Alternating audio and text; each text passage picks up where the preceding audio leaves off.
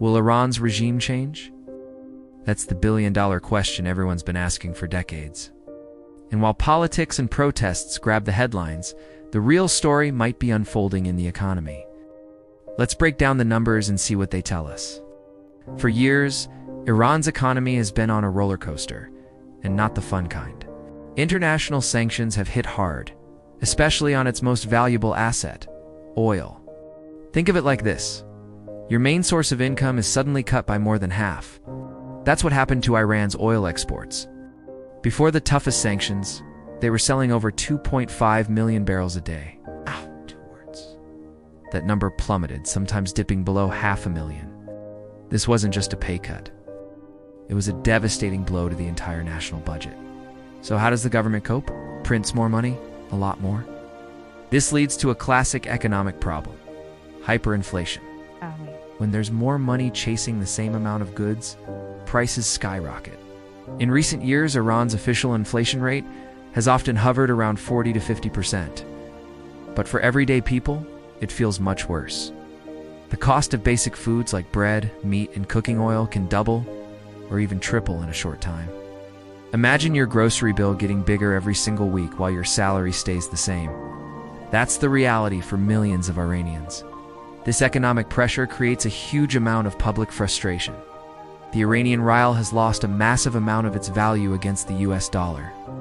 A few years ago, you might have needed about 40,000 rials for $1. Now you need hundreds of thousands.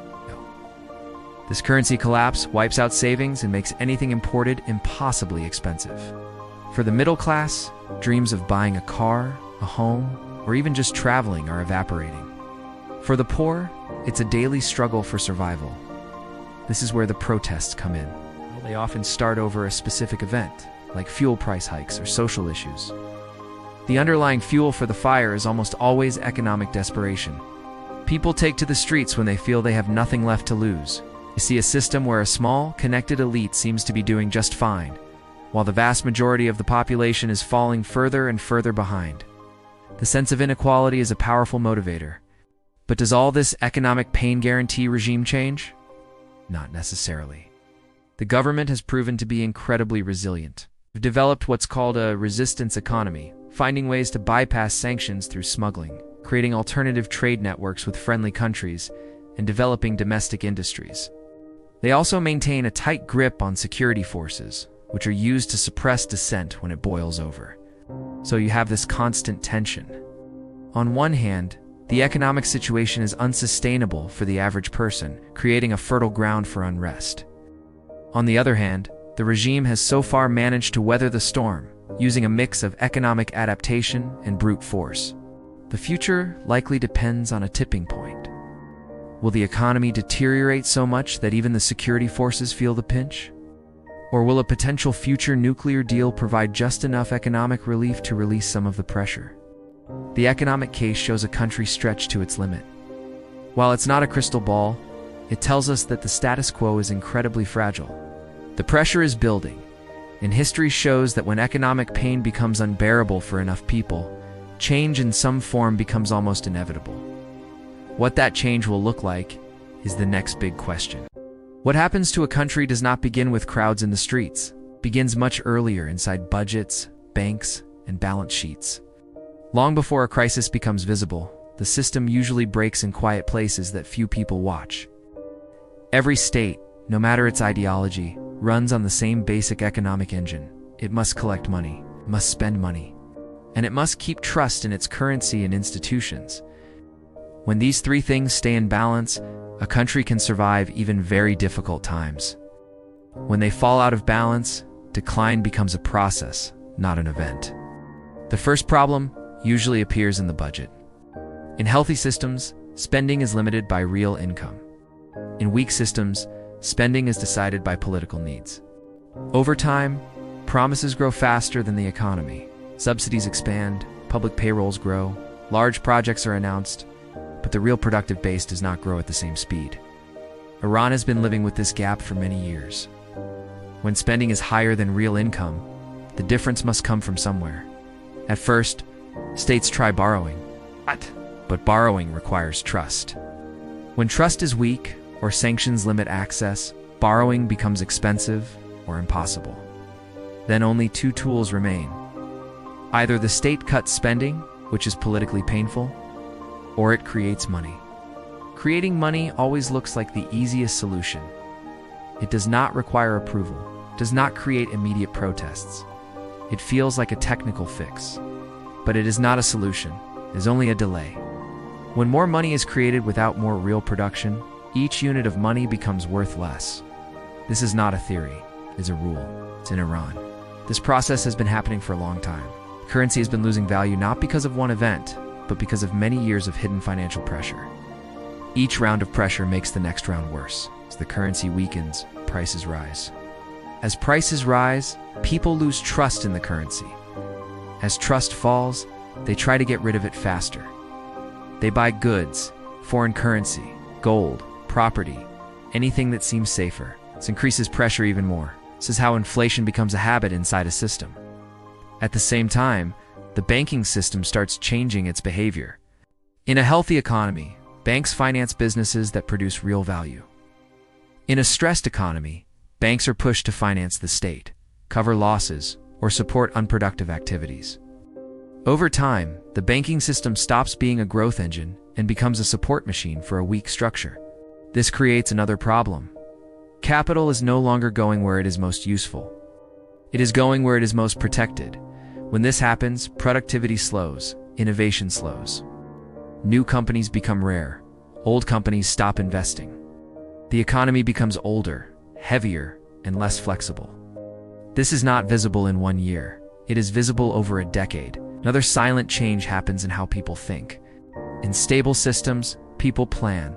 They build careers. They start businesses. They invest in long-term projects. In unstable systems, people shorten their time horizon. They look for fast returns. They avoid big risks. They keep assets in forms that can be moved or hidden. This is rational behavior. But when millions of people behave this way at the same time, the entire economy changes shape. Instead of building, it starts defending. Instead of creating, it starts protecting. Instead of growing, it starts surviving. In Iran, this shift can be seen in many small signs.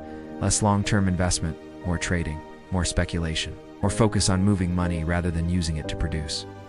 At the same time, the state becomes more dependent on control. When an economy works well, it does not need many controls.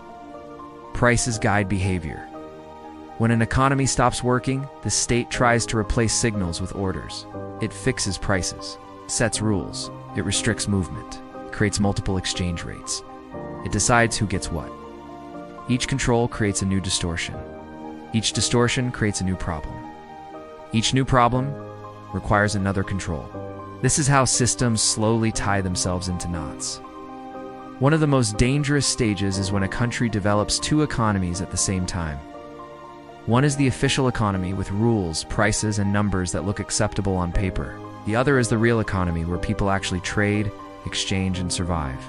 The bigger the gap between these two, the less control the state truly has, even if it looks powerful. Another critical point is the behavior of the elite. In early stages of decline, elites often believe they can isolate themselves from the system. They move assets abroad. They secure special access.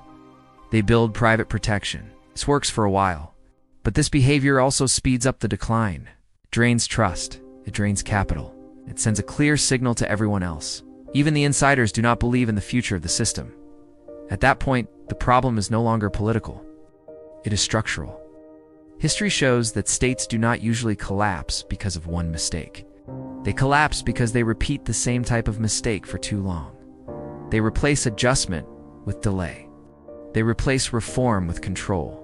They replace trust with force. And slowly, the system loses its ability to correct itself. What makes this stage dangerous is that it can last longer than people expect. Years can pass. Life continues. Offices stay open. But underneath, flexibility is disappearing. When flexibility is gone, even a small shock can produce very large consequences. This is the real risk stage, not the moment of crisis, but the long period before it, when the system is quietly becoming fragile. There is a moment in the life of every long declining system when problems stop being fixable and start being permanent. This moment is not announced. There is no headline for it. Most people do not notice it when it happens. But after it passes, every solution becomes more expensive, more painful, and less effective. Economists sometimes call this the point of no return.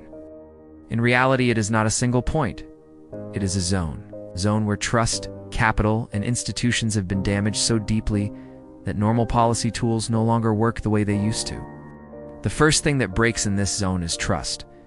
Trust is not a feeling, it is a calculation. People trust a system when they believe rules will stay stable, contracts will be honored, and money will keep its value. When these beliefs are shaken too many times, trust does not slowly come back. It disappears suddenly and stays away. In Iran, many people no longer keep their wealth in the local currency if they can avoid it.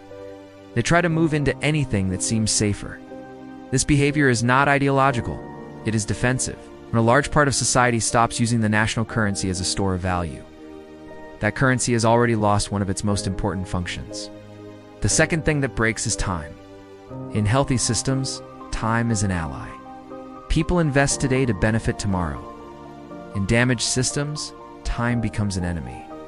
People try to pull value from the future into the present.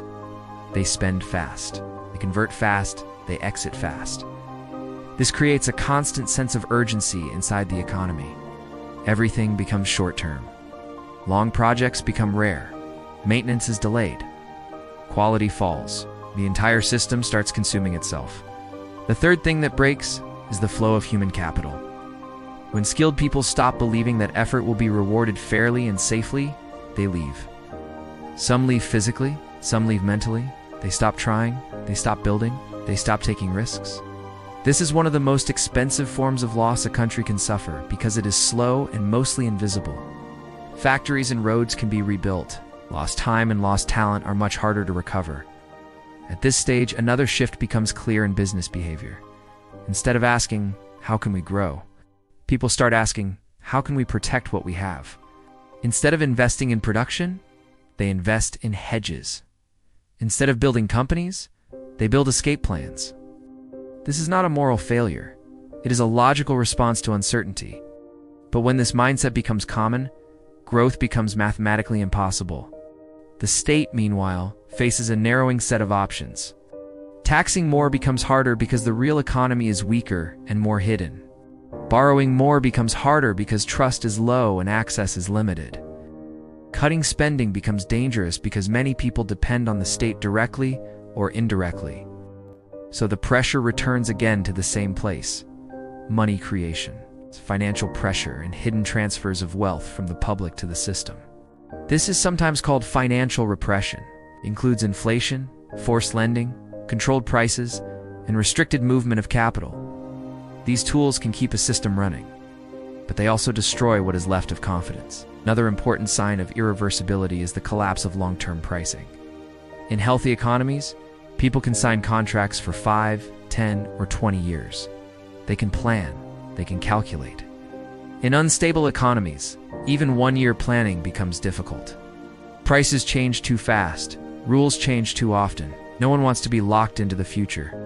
When this happens, infrastructure decays. Big projects stop.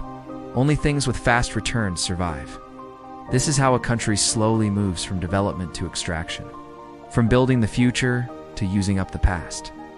Often, at this stage, official statements still sound confident. New plans are announced, new programs are launched, new targets are set. But the gap between words and behavior keeps growing. People listen less and watch more. They watch what insiders do with their money. They watch where the powerful send their families. They watch which assets are being moved and which are being abandoned. These signals matter more than any speech. History shows that systems in this zone can survive for some time, sometimes longer than outsiders expect. They can look stable. They can even look strong, but they are no longer resilient. They cannot absorb shocks. They cannot adapt quickly. They cannot change direction without breaking something important. At this point, the question is no longer whether the system has problems. The question is whether it still has enough internal strength to change its path before mathematics makes the decision for it. Because once a system reaches this stage, the ending is usually not chosen. It is triggered. and it is almost always faster than anyone expects. Will Iran fall because of protests or something far more dangerous? Something invisible, silent, that destroys nations long before anyone notices? On paper, Iran should be rich. Energy, resources, people, geography, and yet the currency is dying, capital is escaping, and the system is on borrowed time. Here's the part almost nobody is looking at. When a country reaches this stage, there are only 3 possible endings. Iran has already used up 2. If you believe in thinking slowly and understanding how the world truly works, then this channel is for you. Press the subscribe button for more.